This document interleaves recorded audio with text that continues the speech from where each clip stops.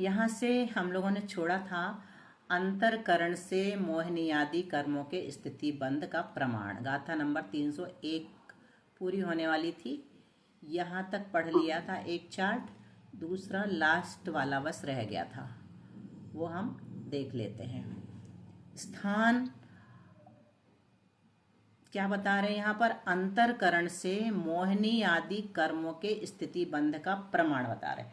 अंतरकरण जब हो जाता है उसके बाद से मोहिनी आदि कर्मों का स्थिति बंध कितना कितना होता है ये यहाँ पर बताया जा रहा है। तो क्रोध कषाय के उपशमन का अंतिम समय, ये वाले इस स्थान में मोहिनी का कितना होगा? तो 4 माह होगा। और तीसरी यानी ज्ञानावरण, दर्शनावरण और अंतराय का कितना होगा? तो संख्यात 1000 वर्ष होगा। और बीसी यानी नाम और गोत्र का कितना होगा? तो ये भी संख्यात 1000 वर्ष होगा। अब अपगत वेद के प्रथम समय में कितना बंद होता है मोहिनी का?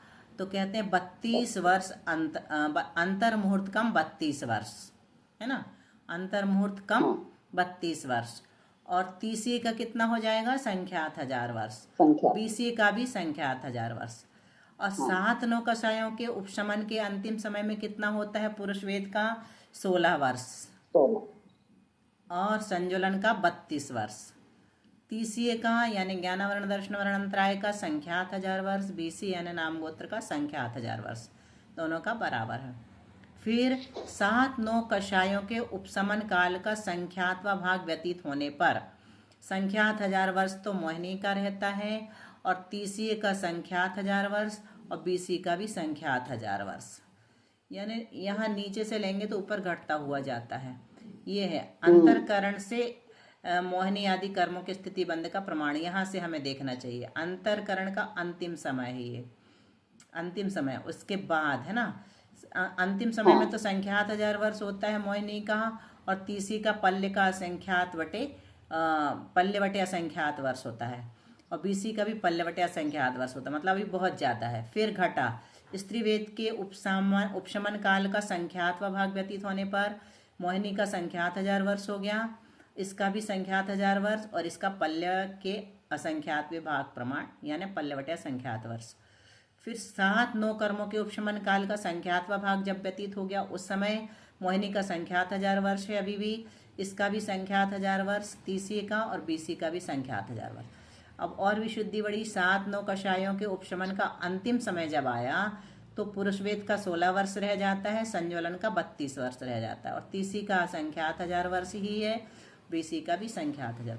अब अपगत वेद का जब प्रथम समय आ जाता है, अपगत वेदी हो गया, उसके प्रथम समय में मोहिनी का अंतर्मुहूर्त कम 32 वर्ष हो गया, और तीसरी का संख्यात 1000 वर्ष हो गया, और बीसी का भी संख्यात 1000 वर्ष हो गया। क्रोध कषाय के उपशमन के अंतिम समय में मोहिनी का 4 माह बचा सिर्फ, और तीसरी का संख्यात 1000 वर्ष ही है, और बीसी का भी संख्यात 1000 वर्ष ही है। चलिए चलते हैं गाथा नंबर 302। पारुल पढ़ना विजय जी के बाद।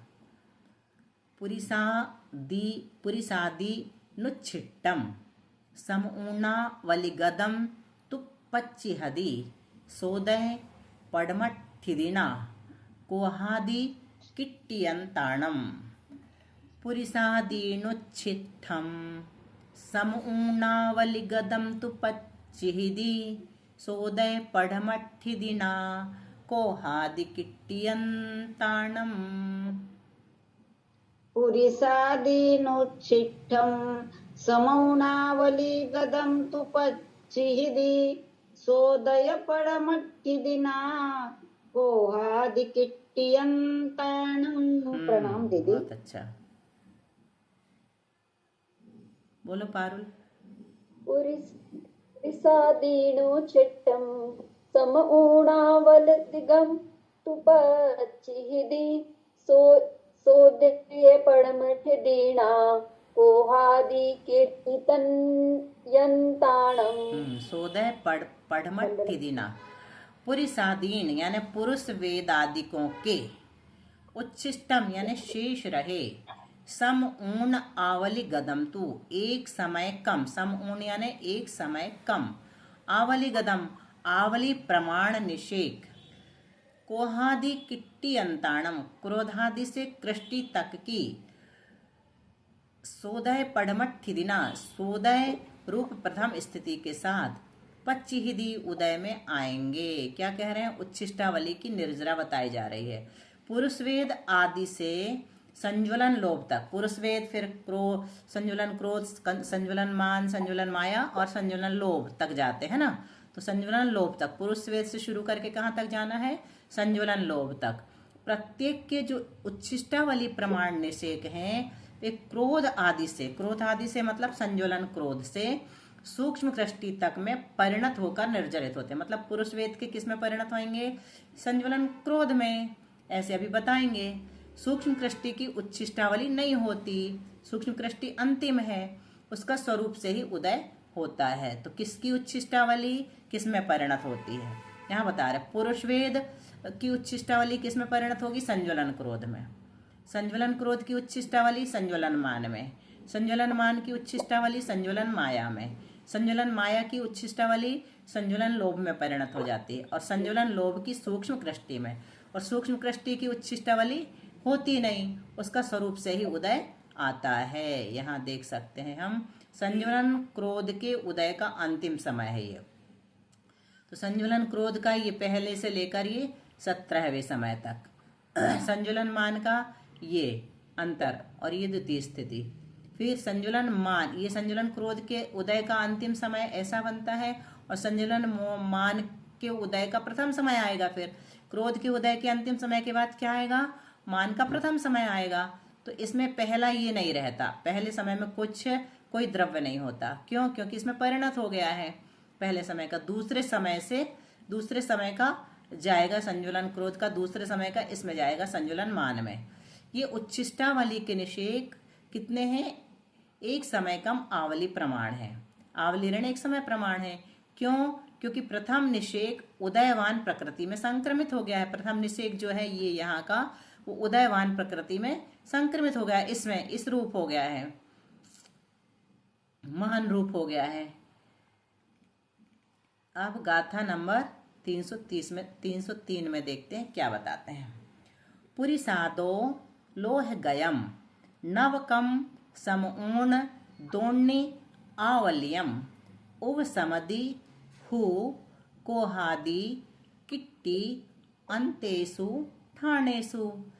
पुरिसादो लोह गयम नवकम समूण दोण्य आवल्यम उब समदिहु कोहादि किट्टी, उब समदिहु कोहादि किट्टी अंतेषु ठाणेषु। पुरिसादो लोह गयम नवकम सम ऊण दोन्यावलियम उव समदेहु कोहादि किट्टी अंते सुठानेसु। प्रणाम दीदी, वंदना। पुरिसादो लोह गयम नवकम सम ऊण दोन्य आवल्यम उव समदीहु कोहादि किट्टी अंतेषु ठाणेषु।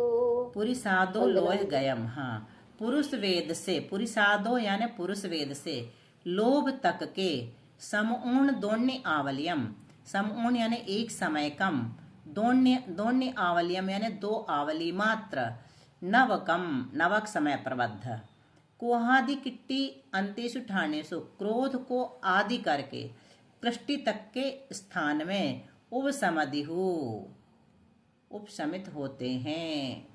पुरुष वेद आदि के नवक बंध की उपसामना। क्या हो गया सरोज भाभी, लेट क्यों आई आप? 5, 3, 8 मिनट लेट आई। पुरुष वेद आदि के नवक बंध की उपसामना। जो पुरुष वेद आदि से संज्वलन लोभ तक के, पुरुष वेद आदि से मतलब पुरुष वेद से शुरू करके कहाँ तक? संज्वलन लोभ तक के नवक समय प्रबद्ध हैं। जो पुरुष वेद आदि से संज्वलन लोभ तक के नवक समय प्रबद्ध हैं, उनका उपशमन उनकी बंध विच्छित्ति काल तक नहीं होता। एक समय कम दो आवली समय प्रमाण समय प्रबद्धों का द्रव्य, ये एक समय कम दो आवली प्रमाण समय प्रबद्ध ही नवक समय प्रबद्ध होते हैं। इनका द्रव्य इतने ही काल में उनकी विच्युति के पश्चात किया जाता है। प्रत्येक समय में असंख्यात गुणे द्रव्य का उपशमन किया जाता है। किसका नवक बंध और किसकी प्रथम स्थिति में उपशमित होता है ये यहाँ बताया जा रहा है। तो पुरुष वेद का जो नवक बंध है वो संज्वलन क्रोध की प्रथम स्थिति में उपशमित होता है। संज्वलन क्रोध का जो नवक बंध है वो संज्वलन मान की प्रथम स्थिति में उपशमित होता है। संज्वलन मान का नवक बंध संज्वलन माया की प्रथम स्थिति में उपशमित होता है। संज्वलन माया का नवक बंध संज्वलन लोभ की प्रथम स्थिति में उपशमित होता है। और संज्वलन लोभ का जो उपशमित नवक बंध है वो सूक्ष्म कृष्टि की प्रथम स्थिति में उपशमित होता है। अब सूक्ष्म कृष्टि का किस में होगा? तो सूक्ष्म कृष्टि के नवक समय प्रबंध नहीं है। क्यों नहीं है? क्योंकि इसका बंध ही नहीं होता है। सत्व में स्थित सर्व कृष्टियों की उपशामना सूक्ष्म सांप्राय के काल में ही हो जाती है, इसलिए उसका नवक बंध नहीं होता है। सूक्ष्म कृष्टि की अंतिम स्थितियां। सूक्ष्म कृष्टि की प्रथम स्थिति में 2 आवली शेष रहने पर आगाल प्रत्यागाल विच्छिन्न हो जाते हैं। आगाल प्रत्यागाल याद है ना? है ना? ऊपर से नीचे आना बताया तो था दीदी आपने। हाँ, याद है दीदी, याद। हाँ। यद्यपि यहाँ प्रत्यागाल वर्त ही नहीं रहा था क्योंकि सूक्ष्म कृष्टियों के बंध का अभाव है। प्रत्यागाल कब होता है? वो उत्कर्षण में होता है। नीचे से जिस कर्म का बंध हो रहा है उसके साथ ऊपर जाता है ना? जिस कर्म के साथ बंध होता है उसके साथ उत्कर्षण के द्वारा ऊपर जाना ही कर्म के निषेकों का प्रत्यागाल कहलाता है। तो यहाँ बंध नहीं हो रहा है इसलिए प्रत्यागाल नहीं होगा। तो बंध के अभाव में प्रत्यागाल भी संभव नहीं है। अपकर्षण तो बिना बंध के हो जाता है लेकिन उत्कर्षण हमेशा बंधने वाली प्रकृति के साथ ही होता है। तथापि एक प्रक्रिया का विच्छेद हो जाता है, इस दृष्टिकोण से कहा है। एक समय अधिक एक आवली समय शेष रहने तक उदीर्णा होती है। अंतिम आवली शेष रहने पर उदीर्णा भी नहीं होती। मात्र प्रत्येक निषेक का अनंत गुण हानि रूप से उदय आता है। गाथा नंबर 304। उपसंत पढ़म समये उपसंतम सयल मोह नियंतु मोह सुदया भावा सवत्थ समान परिणामो। उपसंत पढ़म समये उपसंतम सयल मोहिनीयन्तु मोह सुदया भावा सवत्थ समान परिणामो। वसंत पडम समये वसंतं सयल मोहनीयं तु मोह सुदया भावा सवत्थ समान परिणामो। प्रणाम दीदी, वंदना। पारुल म्यूट है। पारुल म्यूट खोलो। उपसंत पडम समये उपसंतम सयल मोहनीयं तु मोह सुदया भावा सवत्थ समान परिणामो। वंदना दीदी। उपसंत पढ़म समये उपशांत कसाय की प्रथम समय में सयल मोहनीयम तु संपूर्ण मोहनीय उपसंतम उपशांत हुआ। अब कौन सा गुण स्थान शुरू हो गया? उपशांत कसाय दीदी 11वां। उपशांत कसाय 11वां। तो उसके प्रथम समय में ही क्या हुआ? संपूर्ण मोहनीय उपशांत हो गया। मोह सुदिया भावा, मोह के उदय का अभाव होने से सवत्थ यानी सर्वत्र समान परिणामों, समान परिणाम है। क्या कह रहे हैं? उपशांत कसाय की प्राप्ति हो गई है। अब सूक्ष्म सांपराय के अंतिम समय में, सूक्ष्म सांपराय मतलब कौन सा? 10वां। बस समझ लो, मोक्ष प्राप्त। लब्धिसार के अंत में अपन लोग मोक्ष प्राप्त करके ही रहेंगे। तो सूक्ष्म सांपराय के अंतिम समय में क्या हुआ? सर्वकृष्टि द्रव्य उपशमित हो जाता है। अनंतर समय में उपशांत कसाय गुणस्थानवर्ती हो जाता है। उपशांत कसाय के प्रथम समय में चारित्र मोहिनी का सर्वात्मक रूप से उपशमन हो जाता है। चारित्र मोहिनी की उपशमन चल रही थी ना, तो अब सर्वात्मक रूप से, पूर्ण रूप से उपशमन हो गया। अर्थात चारित्र मोहिनी की किसी भी प्रकृति का बंध, उदय, उदीर्णा, अपकर्षण, संक्रमण, उत्कर्षण नहीं होता। इससे चारित्र मोहिनी का उदय आना संभव नहीं है। उपशांत कषाय के प्रथम समय से अंतर मुहूर्त प्रमाण अंतिम समय तक, उपशांत कषाय का काल कितना है? अंतर मुहूर्त, तो उसके अंतिम समय तक प्रति समय अवस्थित विशुद्ध परिणाम होता है। बिल्कुल एक सी विशुद्धि रहती है, क्योंकि विशुद्धि में अंतर डालने वाले कषाय के उदय हैं और यहाँ उनका अत्यंत अभाव है, कषाय है ही नहीं। अब जैसे क्षीण कषाय में क्षय हो जाती है, यहाँ पूरी तरह से उपशमित हो गई है। इसलिए यहाँ उपशांत कषाय में एक जैसी अवस्थित विशुद्धि वाला यथाख्यात संयम होता है। दीदी प्रणाम करती हूँ। इसीलिए इस गुण स्थान को या 12वें वगैरह को वीतराग छद्मस्त कहेंगे। इसीलिए कहते हैं वीतरागता। अभी आ ही रहा है इस गाथा में जो आपने कहा। गाथा नंबर 305। अंतो मुहूर्त में तम उवसंत कषाय वीयरायद्धा गुण सेढ़ी दिहत्तम तस्सद्धा शंख भागोदु। अंतो मुहूर्तमेत्तम उवसन्त कषाय वीयरायद्धा गुणसेढ़ी दिहत्तम तस्सद्धा शंख भागोदु। अंतो मुहूर्तमेत्तम उवसंत कषाय वीयरायद्धा गुणसेढ़ी दिहत्तम तस्सद्धा शंख भागोदु। प्रणाम दीदी, वंदना। तो मुहूर्त में तम उपवसंत कषाय वीयरायद्धा गुण से दिहत्तम तस्सद्धा शंख भागोदु। उपसंत कषाय वीयरायद्धा यानी उपशांत कषाय वीतराग गुण स्थान का काल नाम ही दे दिया यहाँ, वीतराग। अंतो मुहूर्त में तम कितना है? अंतर मुहूर्त मात्र है। दु यानी परंतु, तू गुण सेढ़ी दिहत्तम गुण श्रेणी का आयाम तस्सद्धा शंख भागोदु उस गुण स्थान काल का संख्यातवा भाग मात्र है। उपशांत कषाय उपशांत वीतराग, अर्थात उपशांत यानी उत्पन्न नहीं हुई है कषाय जिनकी, और वीतराग यानी बीत गया है राग, अर्थात संक्लेश परिणाम जिसका, वह उपशांत कषाय वीतराग है। उपशांत कषाय का काल कितना है? अंतर मुहूर्त। इसके बाद क्या होता है? नियम से कषाय का उदय होता है, और कषाय का उदय होगा तो क्या होगा? संक्लेश परिणाम नियम से होते हैं। क्यों? क्योंकि उनके कार्य कारण भाव पाया जाता है, कारण कार्य भाव। अब प्रश्न उठ सकता है कि अंतर मुहूर्त से अधिक काल तक उपशांत कषाय के भाव क्यों नहीं रहते? उपशांत कषाय क्यों नहीं रहती? तो कहते हैं क्योंकि उपशम पर्याय का अंतर मुहूर्त काल से अधिक समय तक अवस्थान असंभव है। उपशम पर्याय जो है वो अंतर मुहूर्त काल से अधिक समय तक टिकती नहीं है। उपशांत कषाय में गुण श्रेणी। उपशांत कषाय के प्रथम समय से ज्ञानावरण आदि 6 कर्मों की नवीन गुण श्रेणी होती है।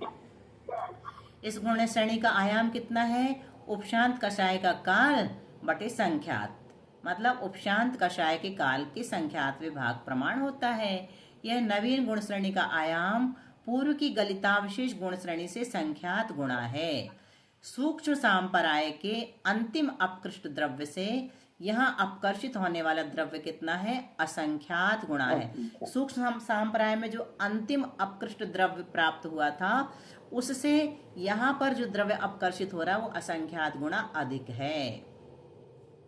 गाथा नंबर 306। उदयादि अवठिदगा गुणसेढ़ी दव्वमवि अवठिदगम पढ़म गुणसेढ़ी सीसे उदये जेठम पदे सुदयम। उदयादि अवठिदगा गुणसेढ़ी दव्वमवि अवठिदगम पढ़म गुणसेढ़ी सीसे उदये जेठम पदे सुदयम।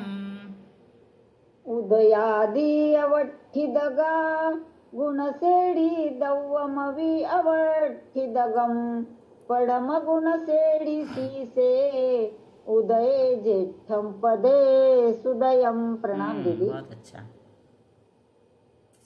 यादि अवथिदगा गुण सेडी दवमवि अवठिदगम पड़म गुण सेडी से उदिये जेठम पदे सुदयम।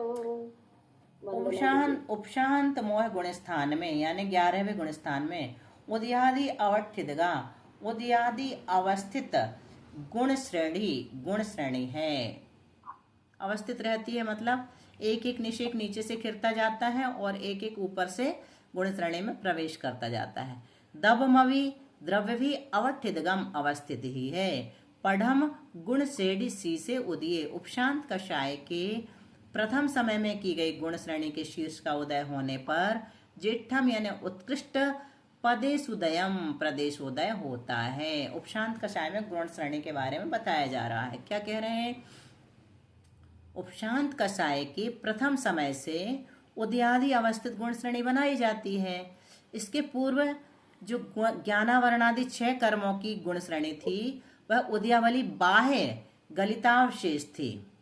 उदयावली बाह्य थी, उदयादि नहीं थी। कैसी थी? उदयावली बाह्य थी और अवस्थित नहीं थी, बल्कि कैसी थी? गलितावशेष थी।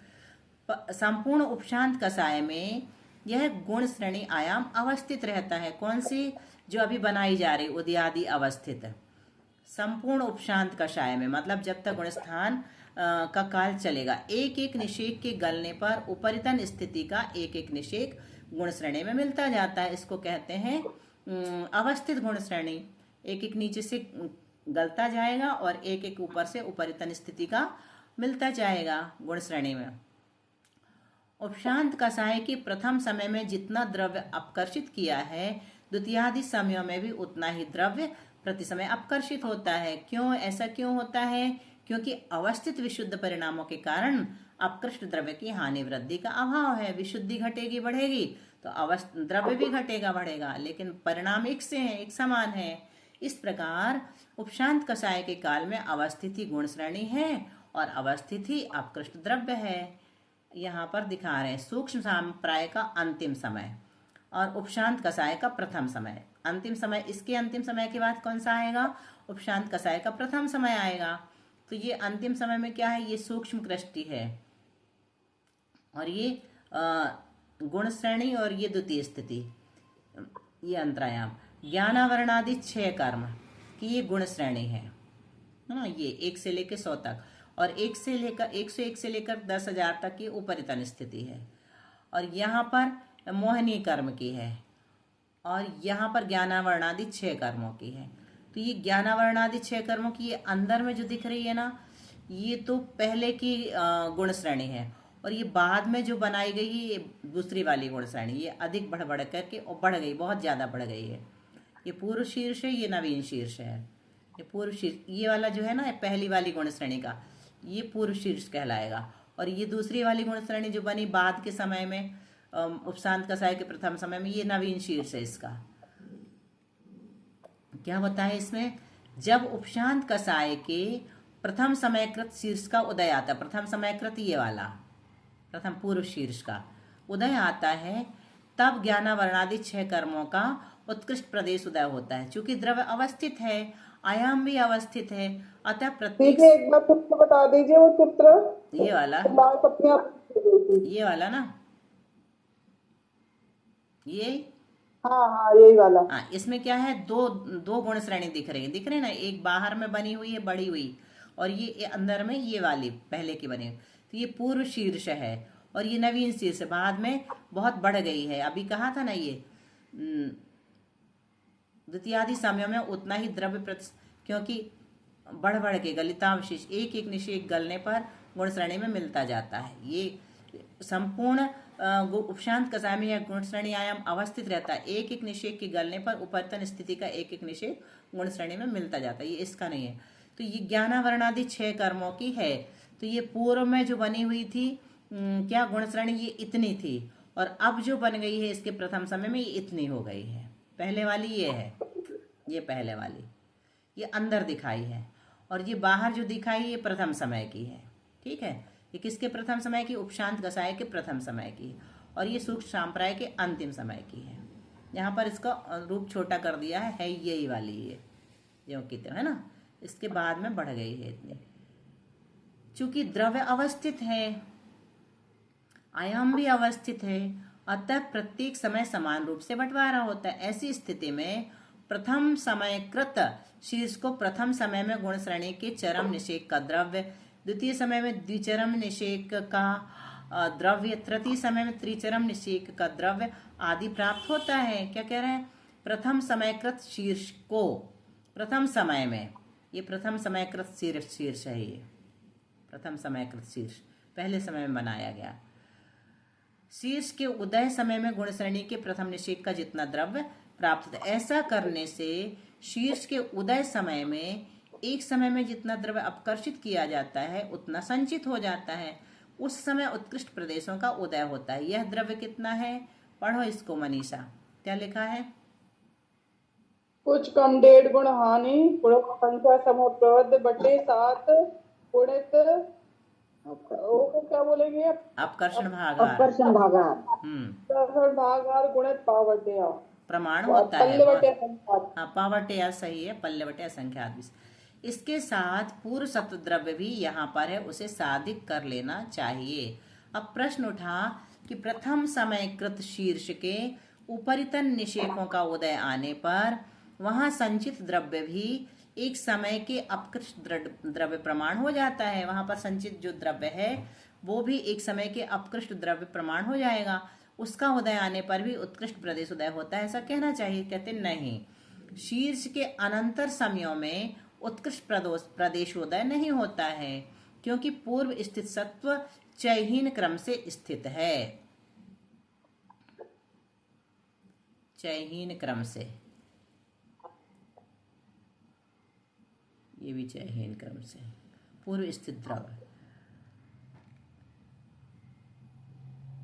अतः प्रथम समयकृत शीर्ष से अनंतर निषेक में द्रव्य एक चयहीन है। इसीलिए शीर्ष के अनंतर वाले निषेक का उदय होने पर यद्यपि एक समय के अपकृष्ट द्रव्य का संचय हो जाता है, तथापि पूर्व सत्व के एक चयहीन होने से उत्कृष्ट प्रदेश उदय नहीं होता है, इसलिए किंचित न्यून उदय होता है। फिर से प्रश्न उठा, अपूर्वकरण के प्रथम समय में, अपूर्वकरण कौन सा गुण स्थान है? आठवां दीदी। हाँ, वहां से आए हैं ना हम लोग। अपूर्वकरण, फिर अनिवृत्तिकरण, फिर वो सूक्ष्म सांप्राय, और अभी 11वें में आ गए हैं। तो वहां से प्रश्न उठाया जा रहा कि अपूर्वकरण के प्रथम समय में कृत जो पुरातन शीर्ष है, पहले जो शीर्ष बनाया था, है ना, वह उपशांत कषाय के 11वें गुण स्थान के वर्तमान गुण श्रेणी शीर्ष के अंतर्गत है। पहले जो बनाया था वो इसी के अंतर्गत है, अभी दिखाया ना, उसी के अंतर्गत शीर्ष, पूर्व शीर्ष और ये वाला, ये पहले बना था अपूर्वकरण के समय, और ये 11वें में बना है, तो इसी के अंतर्गत है। इसको लेकर के प्रश्न उठा रहे हैं। इस पुरातन शीर्ष को अपूर्वकरण से सूक्ष्म सांप्राय के अंतिम समय तक, 8वें से लेकर 11वें के अंतिम समय तक, 10वें के प्रत्येक समय असंख्यात गुणद्रव्य प्राप्त हुआ है। 10वें के अंतिम समय तक, है ना, सूक्ष्म सांप्राय मतलब 10वां, क्योंकि पुरातन गुण श्रेणी गलितावशेष थी, अतः प्रत्येक समय शीर्ष समान ही था। ऐसी स्थिति में पुरातन शीर्ष में संचित द्रव्य बहुत होने से उस पुरातन शीर्ष का जब उपशांत कषाय में उदय आता है तब सर्वाधिक प्रदेश उदय होता है, ऐसा कहना चाहिए। कहते हैं कि नहीं, क्यों? क्योंकि सूक्ष्म सांप्राय तक जितना कुल गुण श्रेणी का द्रव्य निक्षिप्त किया गया है 10वें तक, उन सबसे उपशांत कषाय की विशुद्धि के महात्म्य से वर्तमान गुण श्रेणी के जघन्य निषेक का द्रव्य भी असंख्यात गुणा है, अभी विशुद्धि सबसे ज्यादा है। इस कारण से प्रथम समयकृत शीर्ष का उदय होने पर उत्कृष्ट प्रदेश उदय होता है। नीचे ऊपर के अन्य निषेकों का उदय होने पर उत्कृष्ट प्रदेश उदय नहीं होता। उपशांत कषाय गुण स्थान में उदयादि अवस्थित गुण श्रेणी और उत्कृष्ट प्रदेश उदय यहाँ पर बता रहे हैं। ये अपूर्वकरण का काल था इतना। फिर उसके बाद ये अनिवृत्तिकरण का काल, फिर आया था सूक्ष्म सांप्राय का काल, और फिर इससे संख्यात व अधिक इसी का, और यहाँ उपशांत कषाय का काल जो है इसका संख्यात व भाग इसमें चला गया सूक्ष्म सांप्राय के बाद। मतलब ये जो बनाई थी ना इतनी, रचना इसका। और फिर ये यहाँ से लेके यहाँ तक पूरा क्या है, ये उपशांत कसाय का काल है, ये इसकी गुण श्रेणी है। और ये वर्तमान गुण श्रेणी शीर्ष है, ये वाला, ये वर्तमान गुण श्रेणी शीर्ष है। और ये सब उपरितन स्थिति है। उत्कृष्ट प्रदेशोदय इसका होता है कह रहे हैं। और वर्तमान उदयादि अवस्थित गुण श्रेणी आयाम ये है। और अपूर्वकरण प्रथम समय में गलितावशेष गुण श्रेणी आयाम। अब गाथा नंबर 307। यहाँ से दूसरी पुस्तक हमने छपना सार की उठाई थी, तो उसमें छपना सार शुरू किया है। यहाँ से देखते हैं इसको। लब्धि सार का ही अंतिम अध्याय छपना सार कहलाता है एक्चुअल में। तो हो सकता है यहाँ से छपना सार का विषय शुरू हुआ होगा, फिर से मिला लेंगे। दीदी एक मिनट, एक बात बोलूं दीदी? हाँ थोड़ा सा बोलूं? बिल्कुल। दीदी डॉक्टर अभय दगड़े आए थे ना उस दिन, हम्म तो उन्होंने ना लब्धि सार और क्षपना सार पे किताबें लिखी है दीदी, तो वो अपन मंगा ले तो अच्छा रहेगा क्या? मंगा लो, अच्छा है। जितनी किताबों से पढ़ो उतने अच्छा। मेरे पास तो सुजाता रोटे की भी है, और विकास छावड़ा की भी है, आगास की भी है, और एक और भी है, बहुत सारी हैं। जितनी अपने पास हो, मराठी में भी एक है सुजाता ताई की, बहुत सारी किताबें छपी हैं। सुजाता ताई रोटे तो महाराष्ट्र की थे ना? उनने पहले मराठी में किया था, फिर बाद में हिंदी भी कर दिया। अच्छा अच्छा, हाँ। देखते अभी वहां जाने वाला कोई मिले जब है तो मंगा लीजिए। गाथा नंबर 307 देख लेते हैं कितनी बड़ी है।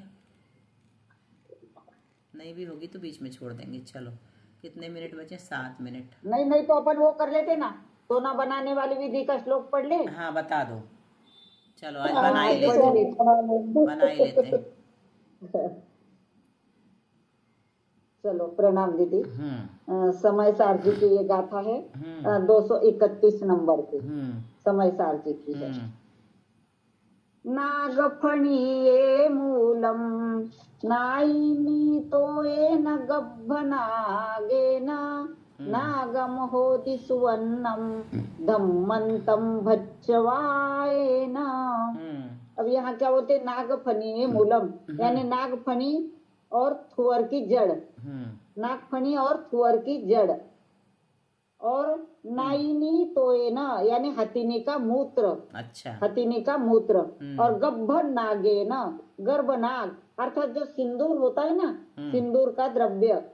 और नागम यानी नाग अर्थात सीसा, सीसा धातु। इनको धोकनी से अग्नि पर तपाने पर, इन सबको इकट्ठा करना और धोकनी से अग्नि पर तपाना। और यदि पुण्योदय हो तो यदि पुण्योदय हो तो स्वर्ण बन जाता है। अच्छा, पहले ही लिख दिया पुण्योदय हो तो।